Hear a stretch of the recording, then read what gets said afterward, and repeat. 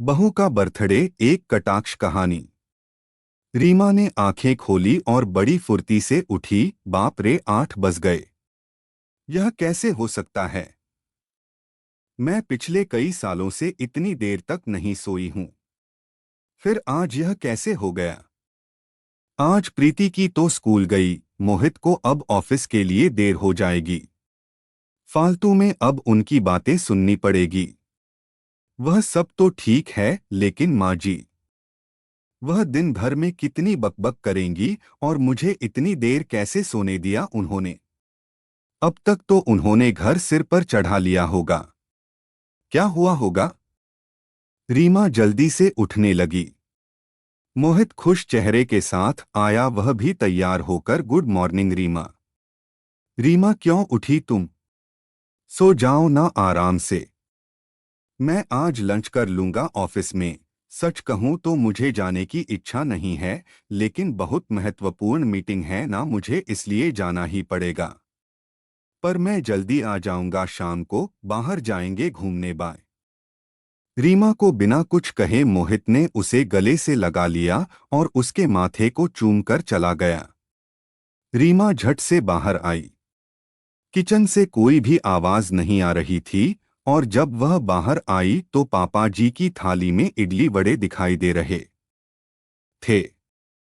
सांभर से बहुत अच्छी महक आ रही थी, लेकिन वह पैकेट से सांभर नहीं निकाल पाए। यह लोग कंटेनर में ठीक से क्यों नहीं दे सकते? अगली बार कंटेनर घर से ही दे देना। और इस घर में मुझे एक चम्मच भी नहीं मिलता, पापा जी बोले। रुकिए जी, आप जरा, मैं निकाल देती हूँ, नहीं तो आप सब सांभर नीचे फर्श पर गिरा दोगे। मेरा काम बढ़ा दोगे और आपके सामने ही तो है चम्मच, आपको तो कुछ कैसे नहीं मिलता क्या पता? एक काम करो, आप यह प्लेट लेकर टेबल पर बैठो, मैं देती हूँ सांभर और चटनी निकालकर। और धीरे बोलो जरा, बहू कभी नहीं सोती इतनी देर तक, आज सोई है तो शांत रहे, नहीं तो आपकी आवाज से उठ जाएगी वह। बहू जब उठेगी तब दूंगी गर्म करके उसे भी, यह उसका मनपसंद नाश्ता है। रीमा आश्चर्य से यह सब देख रही थी। अरे बहू, उठ गई तुम? क्यों उठी? चलो अच्छा हुआ उठ गई। तुम्हारे पापा जी तुम्हारे मनपसंद का वड़ा सांभर लाए हैं, गर्मा गर्म खा लो। फिर बाद में चाय पिएंगे साथ में। माजी ने सुमन को टेबल पर बिठाया। प्रीति कहाँ है? दिखी नहीं, सुमन ने पूछा। अरे बहू, मैं उसे स्कूल बस में बैठा कर आया।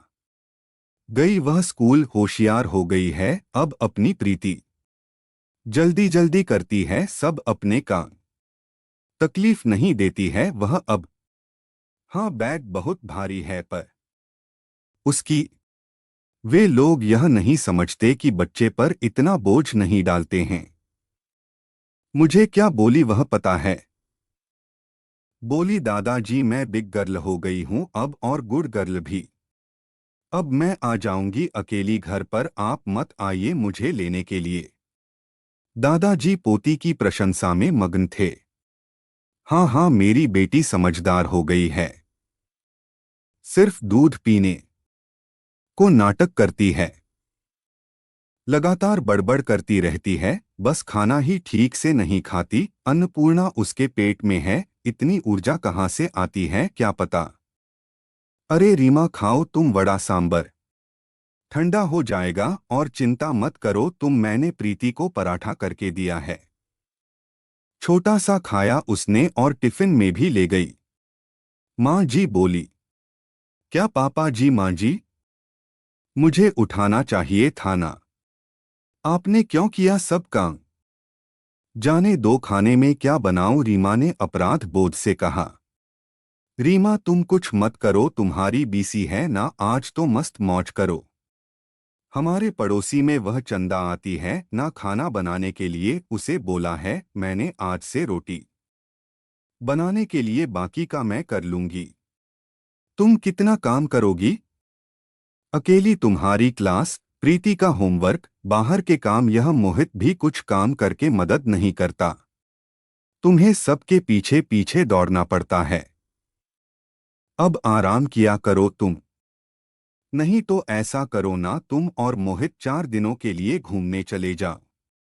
बहुत दिन हो चुके, वैसे भी तुम दोनों कहीं गए नहीं हो। प्रीति को यहाँ ही रहने दो, हम संभाल लेंगे उसे। आपको भी एक दूसरे के साथ वक्त बिताने की जरूरत है। माँ जी बोली। नाश्ते के बाद माँ जी ने चाय बनाई और तीनों ने बातें की और चाय पी। रीमा का दिन अच्छा गया। बीसी की सहेलियों के साथ मस्ती की। कल उसका खास दिन था, लेकिन आज उसका जन्मदिन उसकी सहेलियों ने मनाया। उस वजह से वह कुछ ज्यादा ही खुश थी। मोहित जल्दी घर आऊंगा ऐसे बोला था, पर आया ही नहीं। दोस्त की आज पार्टी थी तो वह घर देर से आने वाला था। माँ जी और पापा जी भी सो गए। प्रीति को लेकर सुमन भी सो गई। कुछ समय बाद रीमा को बहुत आवाज सुनाई देने लगी। वहां अचानक उठ गई। प्रीति उसके बाजू में नहीं थी। वह डर गई और हॉल में आई। हर तरफ अंधेरा था और अचानक रोशनी आ गई। हैप्पी बर्थडे टू यू, अचानक जोर से बोले। माँ जी, पापा जी, मोहित सब हंसकर उसे विश कर रहे थे। प्रीति ने दादी की मदद से सुंदर केक बनाया था। रीमा ने केक काटा और सबको खिलाया। सभी खुशी के मारे सो गए। फिर बाद में सुबह रीमा उठकर देखती है तो पास में सुंदर सा ग्रीटिंग कार्ड था।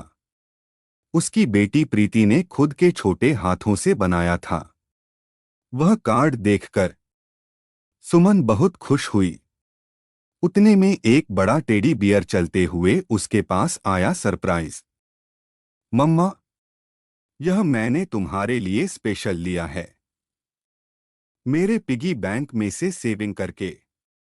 रीमा को गले लगाकर उसकी लाडली बेटी बोली।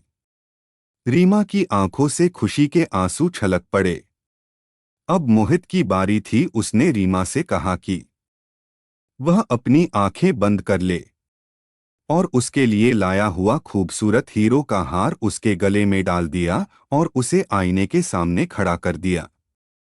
वाह! अब सच में वह हार कितना खूबसूरत लग रहा है। सुंदर लग रही है मेरी रानी। लगता है जैसे यह तुम्हारे लिए ही बना है। मोहित ने खुशी से रीमा को गले लगा लिया। तभी रीमा कुछ कहने ही वाली थी कि माजी पापा जी आ गए। यह दुनिया की सबसे अच्छी बहुरानी के लिए, मतलब हमारी बेटी के लिए है। माजी पापा जी ने कश्मीर का टिकट रीमा के हाथों में रखा और रीमा उनके पैरों पर आशीर्वाद लेने के लिए झुकी, लेकिन माँ जी ने उसे गले लगा लिया। पापा जी ने सर पर हाथ रखकर आशीर्वाद दिया। यह क्या माँ जी, पापा जी, इतना बड़ा सरप्राइज! वास्तव में इसकी कोई जरूरत ही नहीं थी, और हम दोनों ही क्यों जाएं? रीमा ने उत्साह से कहा। नहीं नहीं, हम बूढ़े लोग क्या करेंगे वहां? वैसे भी आप दोनों को इसकी ज्यादा जरूरत है, और हम प्रीति का भी अच्छे से ख्याल रखेंगे ताकि आप दोनों फुल एंजॉय कर सके। वह सेकंड हनीमून क्या बोलते हैं ना वो। आप आ जाओगे तो हम चले जाएंगे। पापा जी ने धीरे से मोहित को आंख मारी। रीमा और मोहित दोनों शर्मा गए। चलो पैकिंग करो, आपको कल सुबह निकलना है। और आज क्या क्या खाना बनना है? आज रीमा की पसंद का माजी ने फरमान किया। दिन आनंद में गया। शाम को रीमा की आरती करके माँ जी पापा जी ने उसे ढेर सारा आशीर्वाद दिया। रीमा इस प्यार से पूरी तरह अभिभूत थी। पूरी तैयारी हो गई थी। कल सुबह जल्दी जाना है, इसलिए बैग भर के मोहित रीमा तैयार थे। कश्मीर के सपने देखकर रीमा को कब नींद आ गई वह उसे समझ में नहीं आया। दोनों कश्मीर पहुंच गए जैसे स्वर्ग ही हो। कितना खूबसूरत था सब कुछ। मोहित रीमा सब भूलकर एक दूसरे में खो गए थे। यह हंसी वादियां, ये खुला आसमां। मोहित गाना गा रहा था और रीमा जैसे नई नवेली दुल्हन की तरह शर्मा रही थी। एक दूसरे के ऊपर बर्फ के गोले फेंककर छोटे बच्चों जैसे दोनों मस्ती कर रहे थे। दोनों आज आइस स्केटिंग के लिए आए थे। बर्फ में ठीक से खड़े होने में असमर्थ सुमन एक दूसरे को ठीक करने के दौरान अपना संतुलन खो बैठी और वह जोर से गिर गई। आंखें खोलकर देखती है तो क्या, उसके बेड के ऊपर से वह गिर गई थी। बाजू में मोहित सोया हुआ था। मतलब वह सपना था। इतने में बेल बजी। दूध वाला आया होगा। वह बाहर आए उतने में उसकी सास उससे बोली, अरे रीमा, हर रोज कैसे देर से उठती हो तुम? 15 मिनट देर हो गई आज तुम्हें। जल्दी करो, अब चाय बनाओ और नाश्ते में कुछ अच्छा नमकीन बनाओ, और मेरी सहेली आने वाली है, आज कुछ अच्छा खाना बना उनके लिए। और हाँ, घर पर ही रहना, आज कहीं बाहर मत जाना। माँ जी की रोज की कटकट चालू हो गई और रीमा सचमुच सपने से हकीकत में आ गई। हमेशा की तरह हर कोई उसका जन्मदिन भूल गए थे। रोज रोज की भागदौड़, घर के कामकाज, सास के ताने, ससुर की फरमाइश, पति की धुन पर नाचने और बेटी की लीला देखने में वक्त उसका दिन कब खत्म होता था वह उसे भी समझ में नहीं आता था।